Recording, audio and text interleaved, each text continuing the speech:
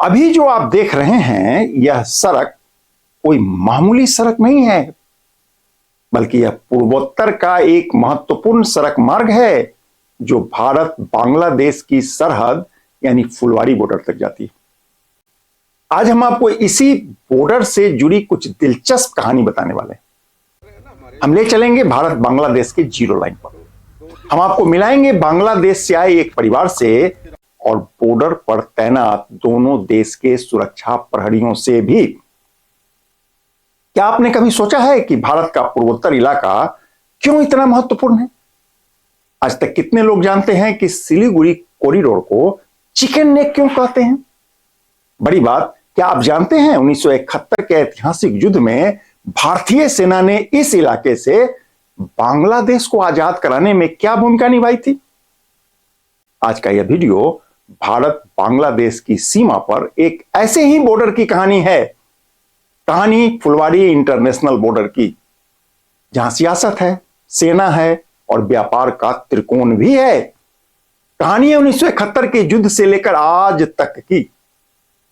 फुलवाड़ी international border की यात्रा अपने आप में एक कहानी है, तो बने रहिए आखिर तक, क्योंकि हम आपको ले जाएंगे इस खतरनाक जीरो लाइन पर। आज आप पहली बार जानेंगे कि भारत की सुरक्षा और आर्थिक हित दोनों को एक साथ संभालना कितना मुश्किल होता है।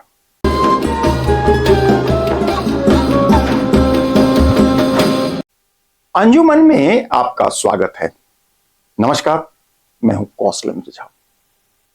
केकेएन के अंजुमन में आज की कहानी भारत बांग्लादेश के जीरो लाइन की है, यानी फुलवाड़ी इंटरनेशनल बॉर्डर की है। वह 15 दिसंबर 2025 की तारीख थी और दिन था सोमवार। यहां मंगलवार और शनिवार को रिट्रीट सेरेमनी होता है, वह भी शाम के 3 बजे से 5 बजे तक। सप्ताह में सिर्फ 2 रोज आम लोगों के लिए यह जीरो लाइन तक जाना और जीरो लाइन तक जाने की इजाजत होती है।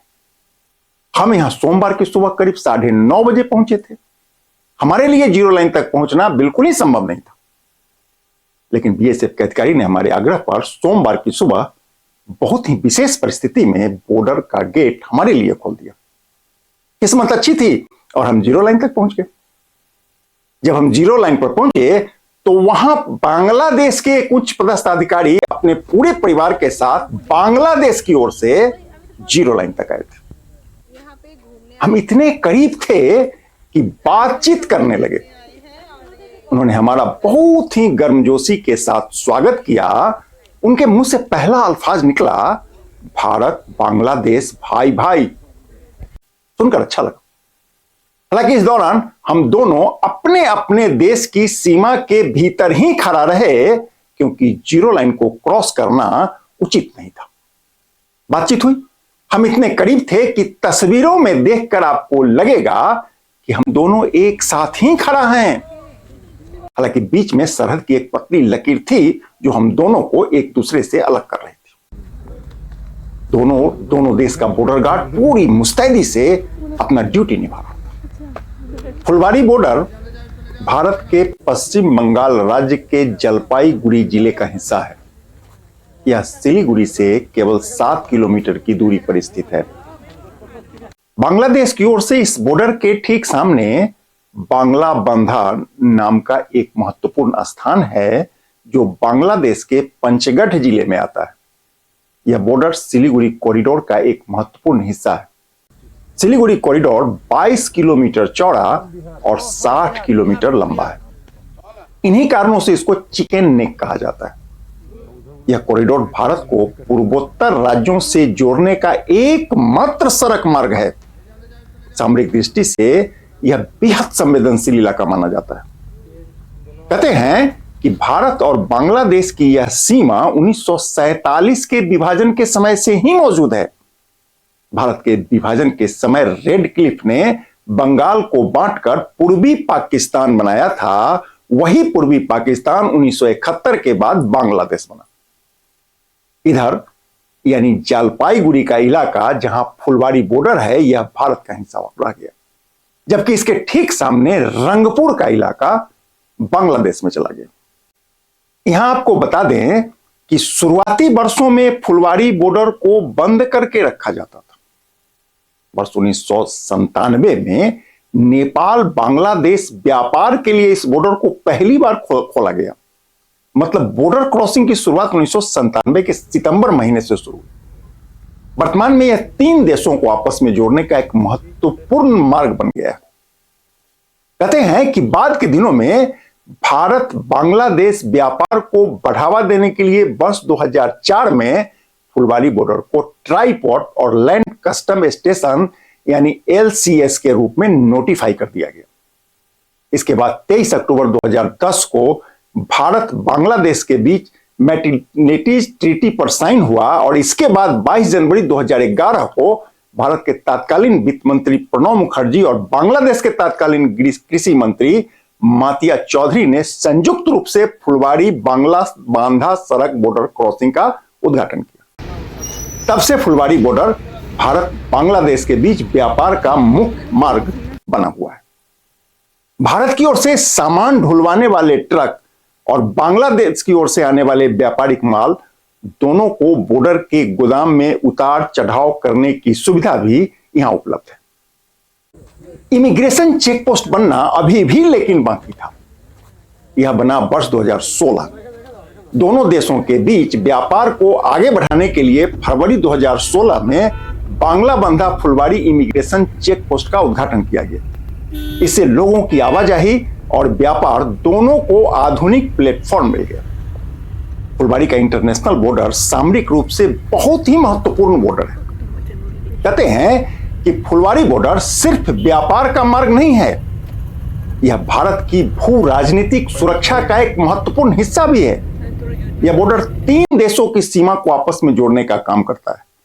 पूरब की ओर से भारत का पश्चिम बंगाल, उत्तर पूरब की ओर से बांग्लादेश का पंचगढ़ जिला, दक्षिण की ओर से करीब 50 किलोमीटर दूर नेपाल और करीब 75 किलोमीटर दूर पूरब की ओर से भूटान को बांग्लादेश से जोड़ने के लिए यह महत्वपूर्ण सड़क मार्ग है।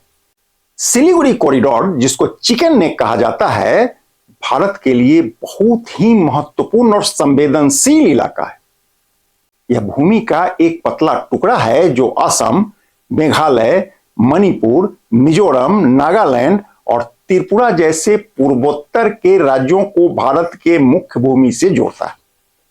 कहते हैं कि यदि यह कॉरिडोर भारत के हाथ से निकल गया तो भारत के पूर्वोत्तर क्षेत्र का पूरा इलाका अलग थलग हो जाएगा। इसी कारण से भारतीय सेना इस क्षेत्र में सर्वोच्च सतर्कता बनाए रखती है। इसका अपना व्यापारिक महत्व भी है। कहते हैं कि फुलवारी का इंटरनेशनल बॉर्डर न सिर्फ भारत और बांग्लादेश के बीच बल्कि नेपाल और भूटान के लिए भी व्यापार का बहुत ही महत्वपूर्ण द्वार है। यहां आपको जान लेना जरूरी है कि नेपाल के पास समुद्र तक सीधी पहुंच नहीं है, इसलिए वह बांग्लादेश के चटगांव और मंगला बंदरगाह का उपयोग करता है। जहां तक पहुंचने का एकमात्र सड़क मार्ग यही फुलवारी बॉर्डर है। आपको बताते चलें कि फुलवारी के इंटरनेशनल बॉर्डर से भारत स्टोन, मशीनरी, गेहूं, चावल, मक्का और फल का बांग्लादेश में निर्यात करता है। दूसरी ओर बांग्लादेश से ईंट, कपास, फर्नीचर और बैटरी का इसी मार्ग से आयात भी होता है।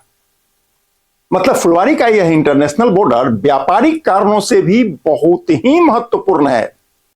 हम आपको पहले ही बता चुके हैं कि 1971 से पहले बांग्लादेश का यह इलाका पाकिस्तान के नियंत्रण में था।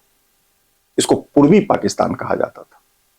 कहते हैं कि 26 मार्च 1971 को पाकिस्तानी सेना ने पूर्वी पाकिस्तान में ऑपरेशन सर्च लाइट लॉन्च कर दिया। पाकिस्तान का यह ऑपरेशन बांग्लादेश के स्वतंत्रता आंदोलन को कुचलने के लिए एक सैन्य अभियान था। इस दौरान पाकिस्तानी सेना के बर्बर अत्याचार से तंग आकर लाखों बांग्लादेशी विस्थापित हुए।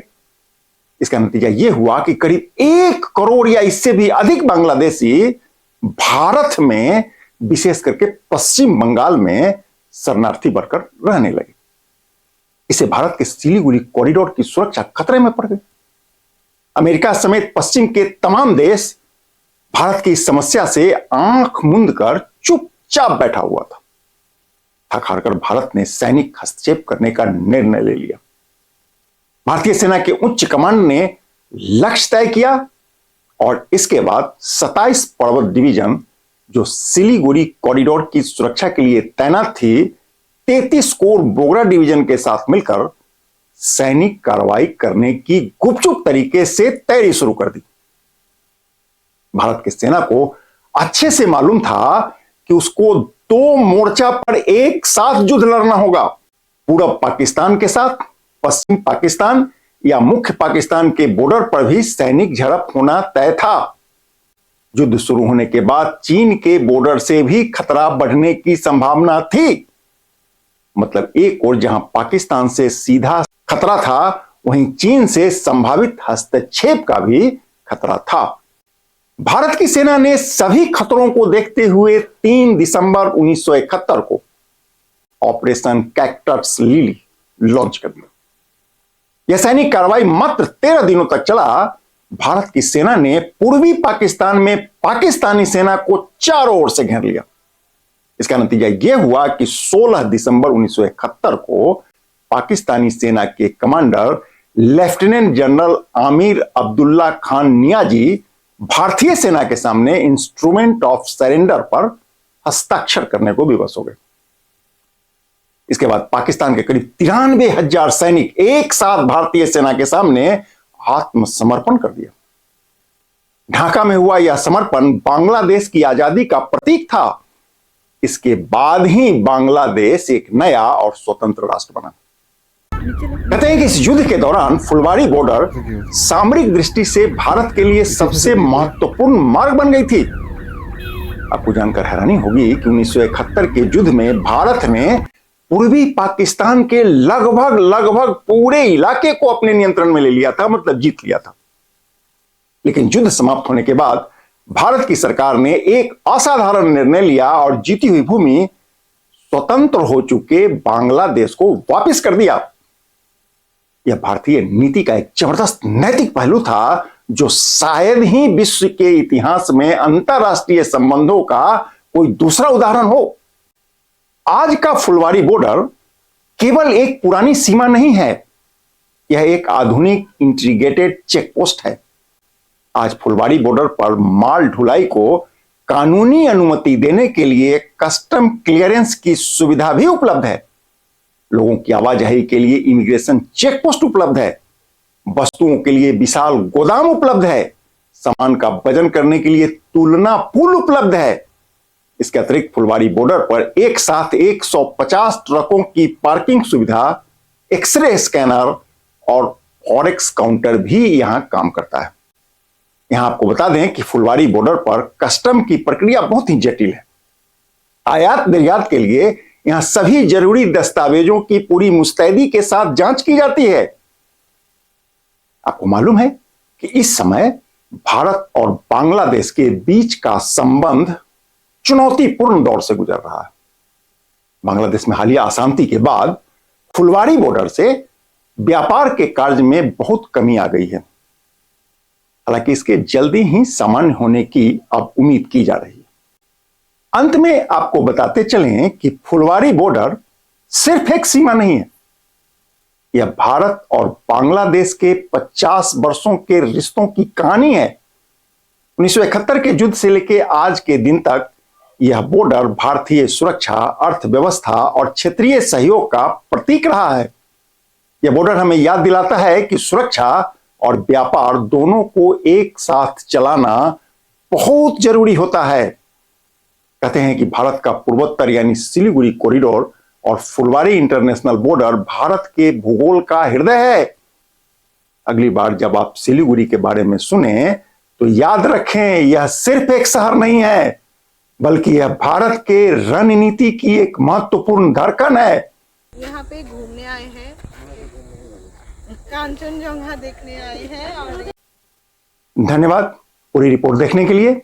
यदि यह रिपोर्ट आपको अच्छी लगी हो तो हमारे चैनल को सब्सक्राइब कर लें, पेज को लाइक कर लें और कोई सुझाव हो तो कमेंट करके बताइएगा जरूर। नमस्कार।